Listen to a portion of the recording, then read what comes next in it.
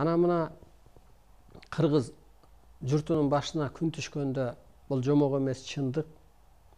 Манас бабам нур денелүү ааламдан жаралып, анан ал ошол баатыр болуп жаралгандыктан бала кезинен духу бийик чыгып, бала кезинен тентек чыгып, бала кезинен жиндат алып, чоң жиндат алып, анан кыргызды кара күч менен, ошо баатырлыгы менен, баягы жоон билеги менен дегендей курап кетти го. Анан Манас атам көрүнүп туруп анан айтып атпайбы мага? Мен кыргызды курап журт кылсам, сен дүйнөнү курап журт кыласың депчи. Бул буйрук берип койду. Эмдигичи мээмен кетпейт ошол. Мына ушу 1 жыл боло элек. 1 жыл, 1,5 жыл болуп калдыбы айтор. Ошол көрүнүштүн болгонуна. Анан ойлонсом, Манас ата чоролордун арасынан суурулуп чыккан жок да. Манас ата ар жактан жаралып келди. Анысы кандай дагы Арыстан алай жалгыз ок. Жаралган жалгыз ал инсан. Атайын эле ааламдан буйрулуп элге ал келген делип атпайбы? Мына. Анан бул эмнеге мен түшүмдө айтып атам? Илгери башчылардагы ханыбы, бийиби, Олясын, Көсөмүн, Чеченин, Көз ачыгын, аксакалын, тарыхчысын чакырып алып анан түш көрдүм, түшүмдө мүшкүл үш көрдүм деп ошолор менен кеңешип, анан ошол түшүн чечмелеп, анан арбайлар ушундай бир ишарат берип аткан турбайбы деп анан түшүнө карап иш кылган да.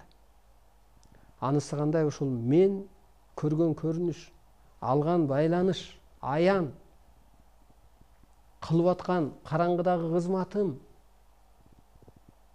көрсө ошол адамзат үчүн буйрулуп келип, мында баягы Манас кыргыз үчүн буйрулуп келгенде, Манас атам тетирисинче айтып атпайбы, сен адамзат үчүн келгенсиң, адамзатты бириктирип журт кыласың деп. Анан бул жерде адамзат бириккен атпайбы? Дин жоюлуп, пендечилик жоюлуп, байлык бийлик түшүнүк жоюлуп.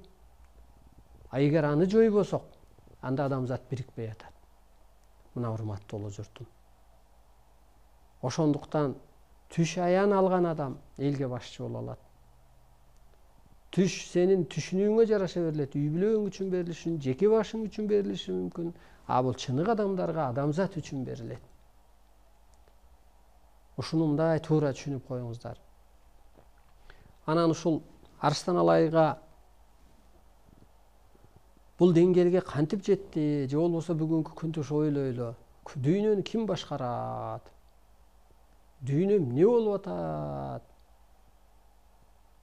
Кар жаабаган жерлерге кар жаап атса дүйнөдө, жамгыр жаабаган жерлерге жамгыр жаап атса, тетирисинче иш болуп атса, тетирисинче ошо сыйынган эл кырсыктап атса, Кудайга жакынбыз деп жүргөндөр, тетирисинче ушу байлар, бийликтегилер камалып атса, 20 жылда басты кесилип атса, кыйынбыз дегендер, тетирисинче ушул кор болгон бечел, кул, жетимсиреген кыргыз дүйнөгө башчы болуп атса, муну ким башкарып атат деп ойлонуп көрүңүздөрчү. Эртең да дүйнө таанып келет, бул кыргызды таап келет.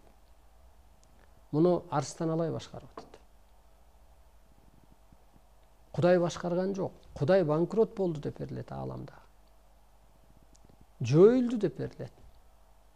Эмнеге дегенде аалам күчтөр асманда жок, жерге түшүп албадыбы? Анан ушул боюнча бир аз билдирүү окуп берип койсом болот.